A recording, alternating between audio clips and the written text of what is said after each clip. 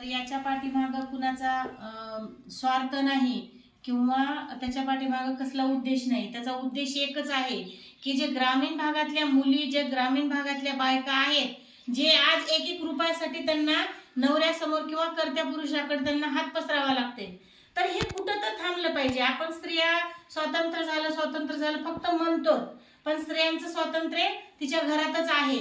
ती स्वतःचं रिचार्ज टाकू शकत नाही मोबाईलला. तिला मोबाईलला रिचार्ज मारायचं म्हणलं तरी तिच्या आव्हांना सांगावं लागते. खरं आहे का खोटं आहे? आव्हांना सांगावं लागते.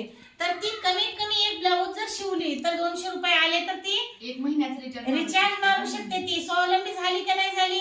तुमच्याकडे 4 पैसे येतात, मुलाबाळाला देऊ शकता, नवऱ्याला घरामध्ये तुमच्या संसाराला आधार होऊ शकतो. या उद्देशासाठी या सर्व बायकांवर अभ्यास करून कलावती फाउंडेशनचा जी स्थापना झालेली आहे, तर ते सातत्याने आम्ही, माझे सर्व कर्मचारी छान पद्धतीने काम करतायत. प्रत्येक गावामध्ये आपल्या बॅच चालू आहेत, प्रत्येक गावातल्या मुली शिकतायत, बायका शिकतायत आणि ते शिकून कमीत कमी त्यांच्या आशीर्वादानं आमचं अजून काही चांगलं होणार आहे. तर आम्हाला त्यांच्याकडून जास्त काही अपेक्षा नाही. तर फक्त एक बाई, एक मुलगी जी आपल्या आता बाहेर गेली शिकायला, तर वडिलाला कसं वाटतं की एकट्या मुलीला कुठं पाठवायचं शिकायला.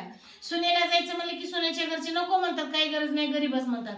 तर या सगळ्यांना त्याचा फायदा घेता येईल, या सगळ्यांचा ह्यांना लाभ घेता येतील म्हणून आम्ही ग्रामीण भागामध्ये आमची एक मॅडम पाठवतो. त्या 10 मुलींना इकडं आणण्यापेक्षा आमची एकच मॅडम तिथं जाणार आणि त्यांना शिकवणार.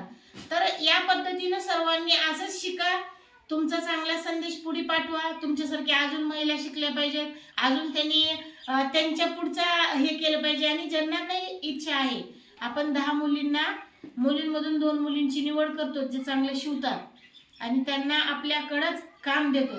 तर आपलं फाउंडेशन कशासाठी आहे, तर सक्षम बनवण्याचं काम करते. आणि सक्षम म्हणजे काय करायचं, तर जे बायकांच्या हाताला काम नाही आज घरामध्ये, ज्या मूल, घर, नवरा, संसार करतात आणि दुपारी त्यांना वेळ असते, त्या वेळामधले त्यांनी 2 तास आम्हाला द्यायचे, क्लास करायचे, कुठला पण त्यांच्या मनावर निवडायचा कोर्स, तो कोर्स करायचा, कोर्स शिकायचा आहे आणि तो स्वतः उभं करायचा कोर्स, जेणेकरून तुम्हाला ती व्यवसाय म्हणून करता येईल किंवा तुम्ही आमच्याकडे येऊन जरी जॉईन झालात तरी पण तुम्हाला कामं मिळून जातील. तर हे सगळ्यांच्या हाताला काम भेटावं, सगळ्यांना रोजगार भेटावं, याच्या मागचं एवढंच उद्देश आहे आणि हे मी सातत्याने करत आहे. तर सगळ्यांची मी धन्यवाद आहे.